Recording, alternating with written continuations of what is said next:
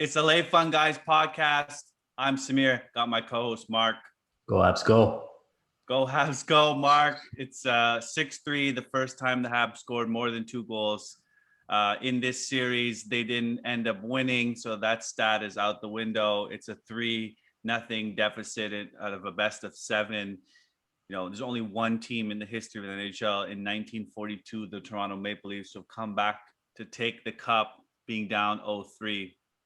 Mark, is this series over? Yeah, of course it is. You can't go down 3-0. Means you got to win 4 games in a row, obviously, and that's a tough task. As you mentioned, only been done once. Look, they just got to play one game at a time from this point.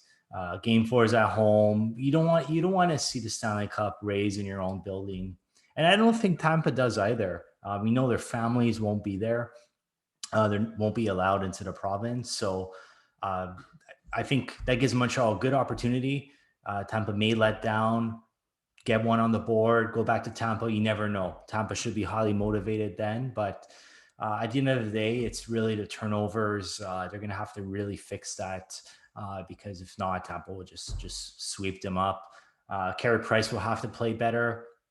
This is a disappointing game from his standpoint, but we know the type of player he is, and there's no doubt he'll step up and perform. But they're just going to have to get some puck luck too. This Tampa team is very opportunistic, and they have to find a way to stop Kucherov. It's a really tough task that they have, and we could see why it is the best team in the league. Mark, let's rewind to the beginning of the season. The Habs come out flying, 10 games. They dominate everybody. We think all the analysts, including and fans, think this team is destined for the cup, the best team in the North, and they suddenly start playing into the ground and they barely squeak in. I think the Habs team loves to tease us. This Habs team has put us in many situations where we've doubted them, many situations where we thought this was over long before, where we thought everyone's going to get fired, is going to be completely rebuild, and yet they're here in the Stanley Cup. And I wouldn't be surprised if, yes, we take it one game at a time, but we start to inch closer to a game 7 and have a series. I don't think this Habs team is done yet. They talked about it in the post-game press conference. Everyone's going to give it their best shot. Whether Tampa lets up or not, I think as a repeat team, you're going to want to win the cup and do it as soon as possible. So I don't think that's a big factor. I think the Habs are going to come out with a solid game 4, and they have 2 days to sleep on it, right? This is probably causing a lot of pain, a lot of heartburn, a lot of internally just trying to let this sink in. You're down 3-0. But it just takes one game, and then you can turn the luck, and they've done 4 games in a row. I don't see why this could be any different. Yes, it's happened one time, and the stakes are high, but I think we should have a series. It should not be a sweep. And to me, it starts with some adjustments. The coaches need to recognize that they're not getting the play they need from the back end, and I think the forward group is strong. But let's start there. I want to start with John Merrill, Samir. Like, look, we're excited. The fans are going crazy. My brother-in-law was at the game, and he says he's not a screamer. After the game, he told me he lost his voice. So we know they made up for not having 3,500 fans, or maybe it felt like 10,000. But John Merrill, great chance, fans on a shot. So, like right there, it was not a good start. And then he iced the puck. That was a contestable play. It shouldn't have been blown icing, but it did, and then that led to the goal right after. So John Merrill really disappointed me. I mean, you knew what you're getting with him, a steady defenseman, but I think at this point you're down 3-0. You got to bring in. I mean, you could look at it as, hey, let's give the youth a chance. This is a great experience for them. So we've been saying Romanov the whole series, but I think now really, like, there's no choice. This is not a training ground, Mark. You don't just give players the chance to play in the Stanley Cup Finals because you think that this is what they need for their development. You put in the best lineup possible, and that gives you every chance to win. If you're a player and you realize, like, hey, I just need to win 4 games and I got the cup, that changes the mindset. And so you got to have the best lineup. And I think Romanov is part of that best lineup. He played 54 games for the Habs this season. At one point, we thought he was the best defender. He's definitely, if you're going to talk about 10 to 12 minutes a game, he'll give you 10 to 12 minutes better than Merrill or Gustafsson. I think those two were responsible for 3 or 4 out of the goals that Tampa scored on these turnovers. They didn't block shots. They gave away the puck. They weren't back checking. It was just awful. And I think that this is why these guys were available at the deadline and why we got them so cheap. I don't think the Romanov, you would get a Romanov like that at that cost that late in the season. He should have been in the playoffs from day one. He's played a couple games. He's looked good to me in those games. I think he should get it. He should get his opportunity. And I think on the other side, Kulak, number of times we can get the puck out of the zone, he leads the Habs defensemen. Yes, he had 1 or 2 bad games, maybe where the moment was too big against Vegas, but I think this guy should draw back in. Both those guys should be given an opportunity in game 4 and for the right reasons, which is because it's the best lineup and it gives you the best chance to win. And then on the forward side, I think I was originally against it, but Thomas Tatar, considering we know for sure, I mean, I think 98%, we'll talk more about this in our post-mortem, but won't be re-signing with this team. But I mean, they've had such a success, Gallagher and Deneau. I think throw into Tatar, see what happens. Maybe you'll find a spark, get some goals. And in terms of like youth movement, I think Evans should get an opportunity. He's part of the core moving forward. You're down 3-love, very little chance to only happen one history. Draw him in, give him a chance. The tough part is who to take out. Maybe you have to take someone out like Byron, Paul Byron, veteran, and put in some youth and get some energy, some fresh legs, and just see what happens. So in my opinion, I wouldn't touch the forward core. I think that we've seen what Tatar can bring. I don't think you want to give up the defense that you're going to lose with drawing Tatar into the lineup over a guy like Lehkonen or even Byron.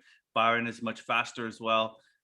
Even a guy like Evans, even if you were to replace a Stahl, I don't think he gives you that kind of game 4 Stanley Cup final maturity that you might want. So I wouldn't really change the forward group. I think I will put my effort into the D, and I think we need Price to step up. And hearing that he said I can play better really hurt, because this is the Stanley Cup Finals, and you should have brought your A game from day one. I don't think Price has often been misconstrued to say things in the media. We all remember when he said everyone with the chill.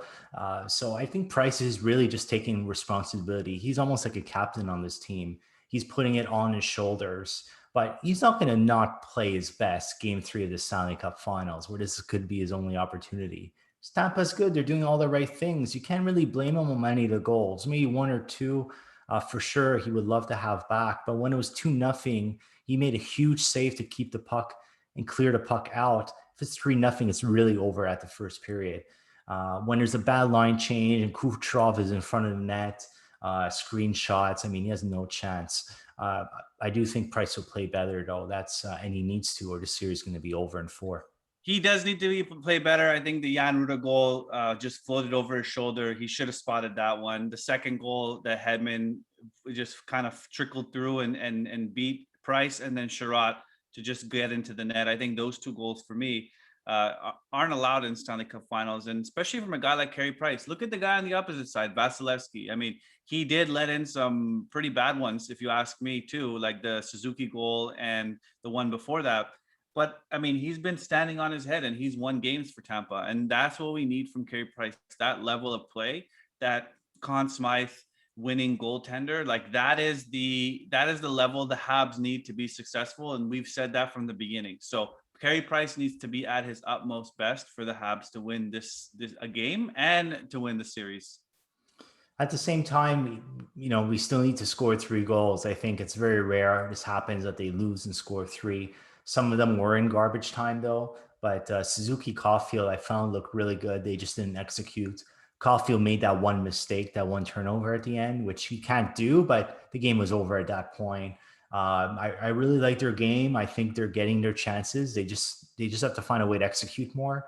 And then in terms of Corey Perry, I mean, I love his fight. Really a hardcore, hard-nosed player. I'd love to see him back with the Habs next year.